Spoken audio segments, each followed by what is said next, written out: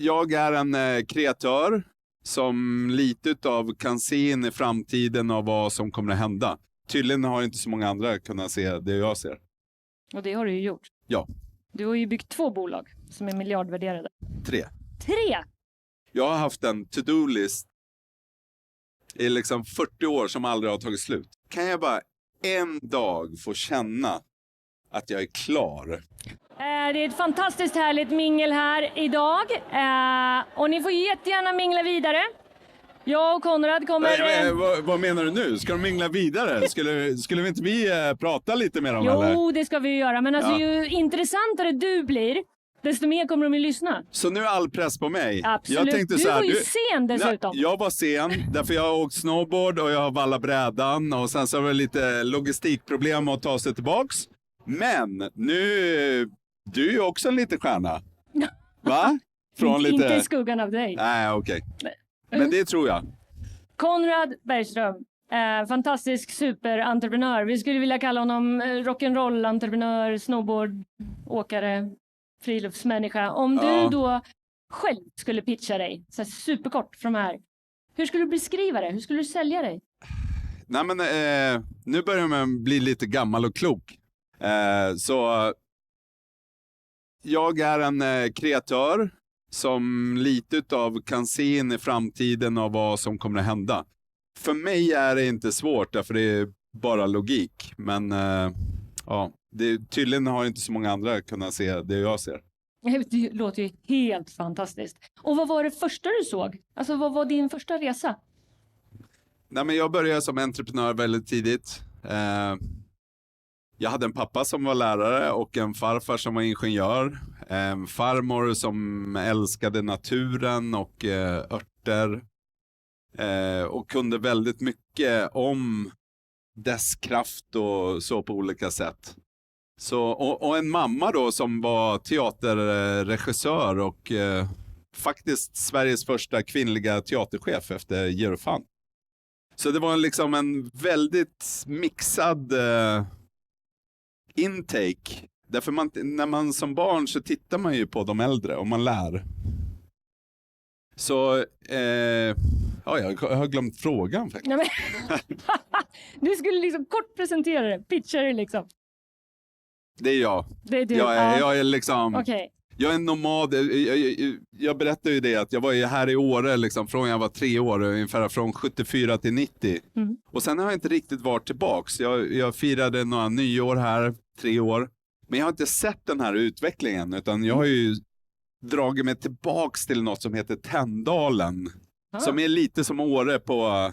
Då, liksom, det finns inga restauranger och så, men det är mycket snö och det är bra backar, men de är lite kortare. Men vi välkomnar dig tillbaka sen. Ja, tack.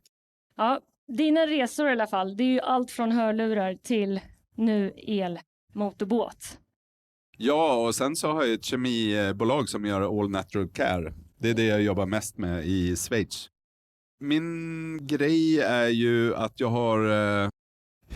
Jag kommer från snowboard och actionsporter med skateboard och wakeboard och lärde mig hur man byggde trender, alltså skapade efterfrågan för olika produkter. Och det kunde jag ta med mig och översätta in till väldigt olika branscher. Mm. Många personer stannar ju i ett segment och det har inte varit intressant för mig, utan jag har hela tiden sett en sak och sen så hoppa på en annan och kanske sett det som en mer utmaning, men det är väldigt mycket saker som är gemensamt i det jag har gjort, och det är ju varumärke, design och distribution, eller en del kallar för go-to-market. Mm. Och den här nyaste delen då med elmotorbåten, den är ju den är inte så ny, alltså idén, jag varumärkestradade 1996. Aha. Ja, så det är inte, alltså jag är väldigt god vän med havet. Min farmor är från en fiskarfamilj och min farfar är från en sjömansfamilj. Och jag såg hur det förändrades. Så där på mitten på 90-talet så kunde jag inte förstå varför båtar var så smutsiga och gjorde så stort oljud. Och, alltså det var inga regler kring det. Och jag såg också hur där jag brukade åka in i min vik och fixa min torsk, min middag för dagen. Det funkade inte, det försvann.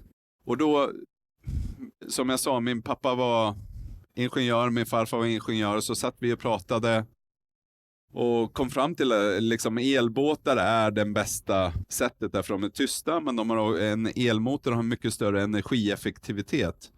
Men bottlenecken var att hur förvarar du elen?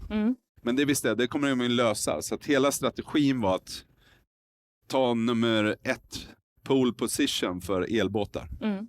Och det har du ju gjort. Ja. Du har ju byggt 2 bolag som är miljardvärderade. 3. 3? Vilket har jag missat? Det är tvålarna som du missar hela tiden. Men vad? Alltså, har du med dig några tvålar? Ja, den här tvålen här är ju inte alls lika bra den jag använder. Så jag har med mig tvålen överallt. Den är egen tvål, ja det är helt rätt. Förlåt att jag missade det. Ja. Men alltså, då kan jag tycka att det är ju mer än... Eller det är 3D på god väg, kan jag säga. Tvålen. Det är värt 500 miljoner nu. Men det kommer att vara 1 miljard inom ett år.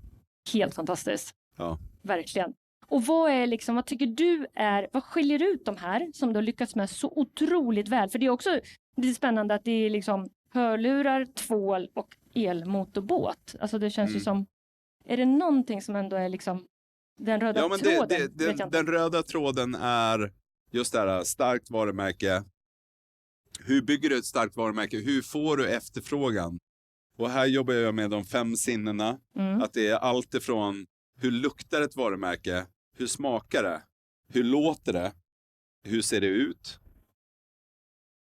Och hur känns det? Det är väl lite av min kunskap. Och det kan låta larvigt att man tänker i den här. Men faktiskt, om du börjar tänka på ett varumärke i de 5 sakerna så får du det 6:e sinnet, brukar jag säga. Och då, vissa saker går inte att översätta. Men om du inte tänker och försöker att översätta det så kommer du få en bättre formula. Och allting du har engagerat dig i sen du då var liten, vad känner du så här, jag borde gjort någonting annorlunda med det här? Nej, jag har inte haft en minut över det i hela mitt liv.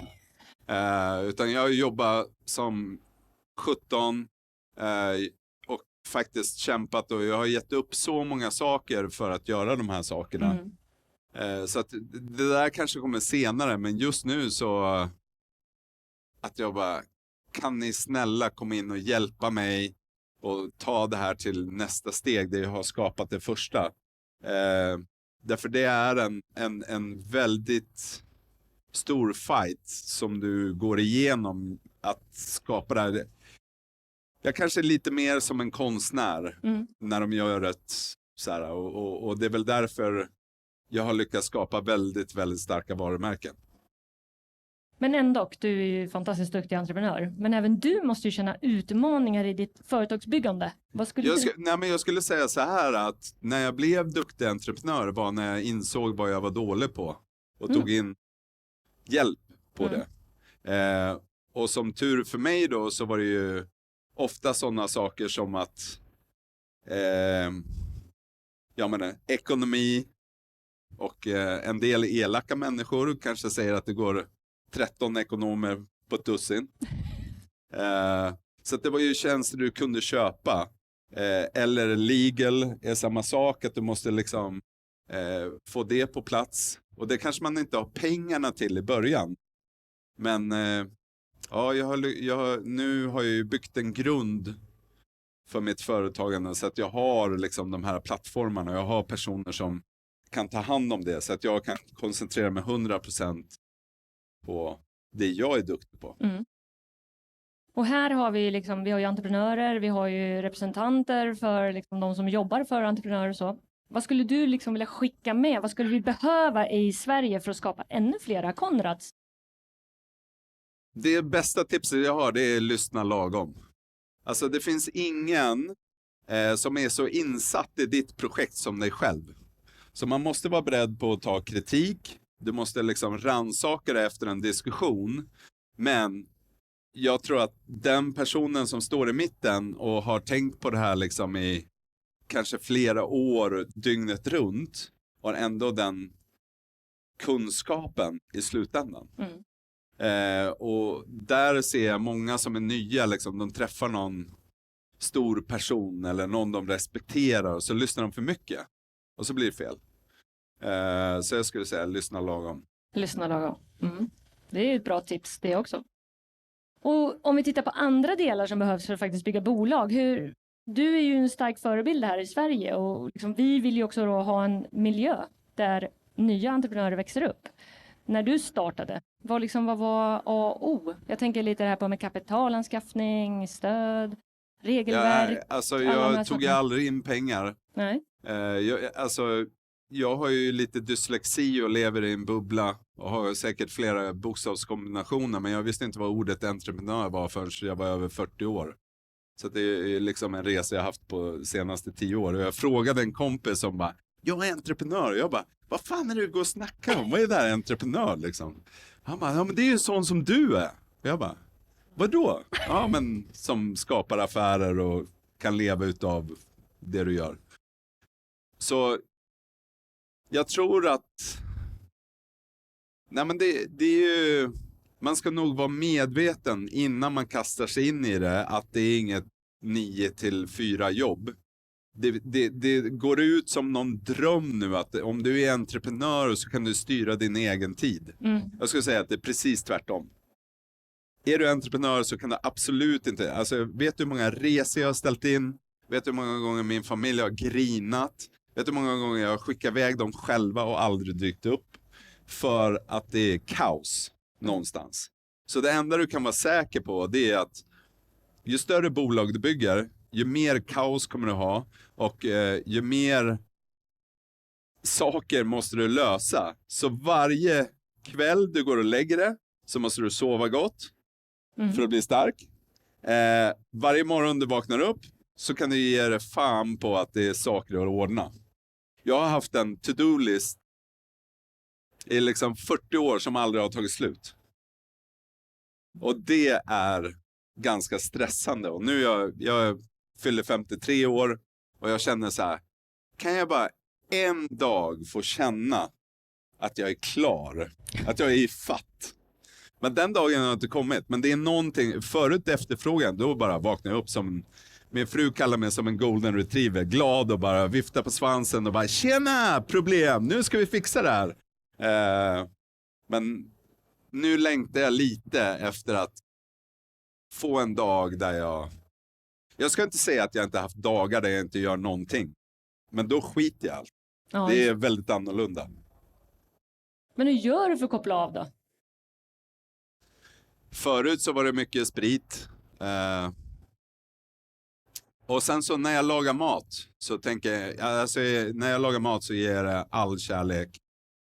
Jag lagar aldrig efter recept. Jag kan ha en recept som en inspiration, men jag lagar alltid själv och det är då min hjärna slutar. Så det är mitt room för silence. Du kanske ska söka till Svenska mästerkocken? Aldrig. Skulle jag vara tvungen att öppna en restaurang och jag redan förlorat så mycket pengar på restauranger. Jaha, det har du tickat av. Ja. Okej, du är klar där. Härligt. Ja, men har du någon medskick till publiken här när det gäller liksom de här? Ja, alltså det finns ju så många olika saker. Men den största grejen är så här, förut när man var entreprenör så räckte det med att man kanske var bra på ett väldigt smalt område. Idag så skulle jag säga att du behöver vara väldigt bred. Alltså, det är inte bara ekonomi, distribution, legal, produkt, utveckling, beroende på vad man gör. Men det är liksom, det är som en fåraherde och det är så här att om du tappar ett får på vägen så kan hela falla. Och då har du ju 2 chanser. Antingen så skaffar du en massa bra personer som följer med dig i den här resan och liksom står det med dig. Eller så måste du lära dig alla de här sakerna före. Och i de bolagen som jag har skapat så har jag ju planerat, alltså vi pratar om 4-5 år. Förut när jag var ung så bara körde jag liksom och det blev ju ofta fel. Men de här, alltså de som har blivit väldigt stora och bra, då har jag suttit och tänkt och jobbat på det fram och tillbaks. Men sen när jag kastar tärningen, då är det som ett fritt fall. Det är som att hoppa från taket här och så hoppas man att man inte bryter för många ben. Då bara ger du det här. Ja, men då, nej men det finns inget annat. Nej. Utan då är det är krig. Det är bara, pengarna ska in. Och nu då uppe i ditt huvud här, snurrar det nya affärsidéer? Nej, jag är så jävla trött på att göra affärer. Jag måste bara lösa alla saker som jag har. Ja, det var den här komma ner på listan, åka till Hawaii ett par år, surfa, komma hit, åka snowboard. Du är så välkommen. Ja. Stort tack. Du kanske hänger kvar här lite grann så du frågar. Men en stor applåd. Ja. Tack.